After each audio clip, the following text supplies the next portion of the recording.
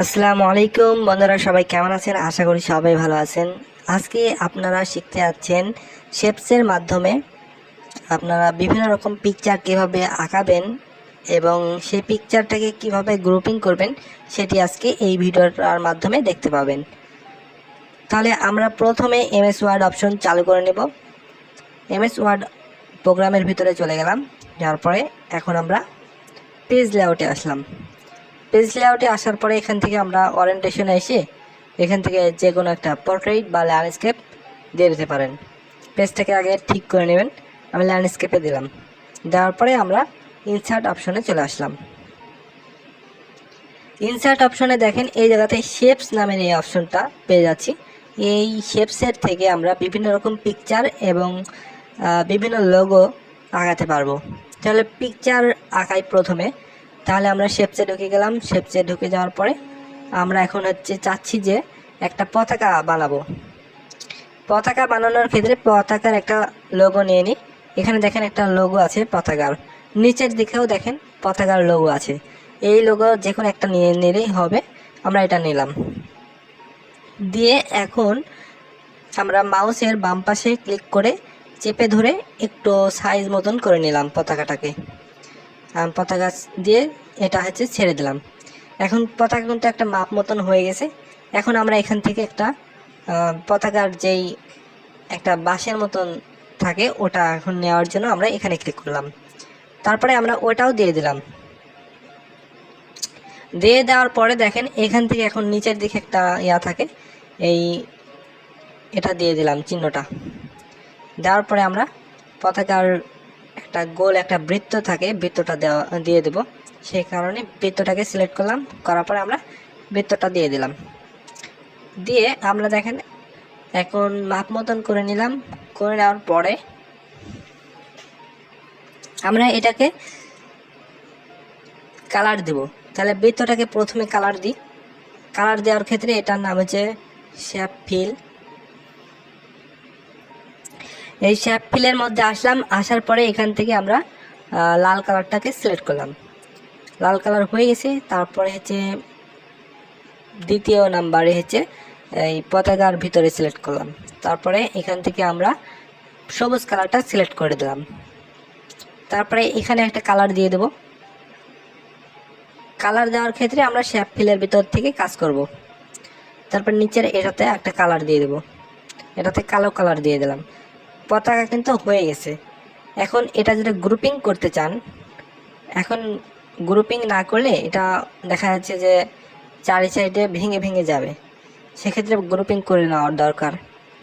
Grouping না করলে এখান থেকে দেখেন আমি এই পাশে নিয়ে যাচ্ছি, এটা যাচ্ছে না পতাকা।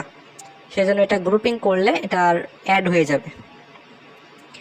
সেক্ষেত্রে গ্রুপিং করার ক্ষেত্রে গ্রুপিংয়ের নিয়মটা প্রত্যেকটাকে সিলেক্ট করতে হবে। তাহলে আমি মাউসের বাম পাশে ক্লিক করে এটা সিলেক্ট করলাম। দ্বিতীয়টা যদি সিলেক্ট করতে চাই, দেখেন দ্বিতীয়টা সিলেক্ট করলে প্রথম সিলেক্টটা উঠে যাচ্ছে। সেজন্য দ্বিতীয় সিলেক্ট করতে হলে আমাকে কন্ট্রোল চেপে ধরতে হবে।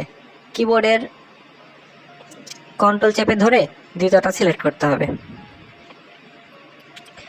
আমি কিবোর্ড থেকে কন্ট্রোল চেপে ধরেছি, দিয়ে দ্বিতীয়টা সিলেক্ট করলাম। তারপরে এই পাশের এটাতে সিলেক্ট করলাম। তারপরে এই পাশের এটাতে সিলেক্ট করলাম।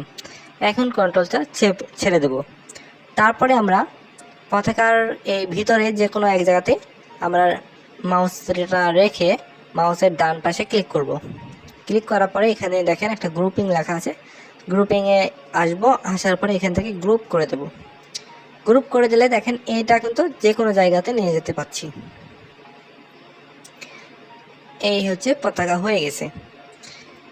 এখন এখান থেকে আরও অনেক রকমের লোগো বা পিকচার আঁকাতে পারবেন।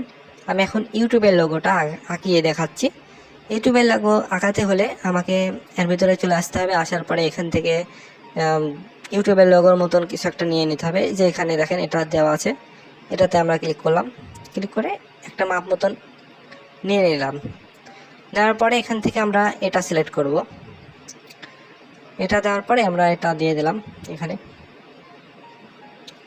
এখন ইউটিউবের কিন্তু লোগো প্রায় হয়ে গেছে, কিন্তু এটা উল্টাভাবে আছে। এটা সিধা করতে হলে এখানে দেখেন একটা সবুজ কালার চিহ্ন আছে, এই চিহ্নটা এখানে ধরে মাউসের বাম পাশে ক্লিক করে এটা ঘুরিয়ে দিতে হবে। মাপবন্ধন হয়নি, এই যে এবার হচ্ছে।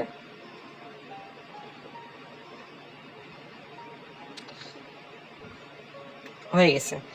এখন আমরা এটা যদি কালার দিতে চাই, তাহলে যেটাতে কালার দিতে যাচ্ছি ওটাতে সিলেক্ট করতে হবে, করার পর এখান থেকে আমরা কালারটা দিয়ে দেবো। দেখেন ইউটিউবের কিন্তু লোগো হয়ে গেছে।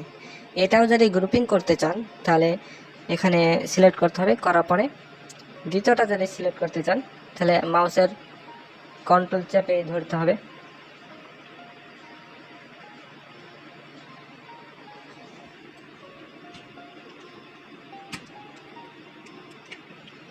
কন্ট্রোল চেপে ধরার পর দ্বিতীয়টা সিলেক্ট করতে হবে, করার পরে মাউসের ডান পাশে ক্লিক করব। ক্লিক করার পরে এখান থেকে গ্রুপিং করে গ্রুপ করে দেবো। এটাও গ্রুপ করে দিলাম। তারপরে এটাও দেখেন এখন যে কোনো জায়গাতে নিয়ে যেতে পারছি। তো এইভাবে কিন্তু যে কোনো পিকচার আপনি আগাতে পারবেন। চাইলে আপনি এখান থেকে বাড়িও আগাতে পারবেন, বিভিন্ন রকম পিকচার এখান থেকে আঁকে দিতে পারবেন। তো ভিডিওটি কেমন লাগলো বলবেন। ভিডিওটি যদি ভালো লেগে থাকে অবশ্যই একটি লাইক দিয়ে দেবেন, আর চ্যানেলটিকে সাবস্ক্রাইব করে রাখবেন এবং পাশে থেকে বেল আইকনটি বাজিয়ে দেবেন। আজকের মতন এখানেই বিদায় নিচ্ছি। সবাই ভালো থাকবেন। আল্লাহ হাফেজ।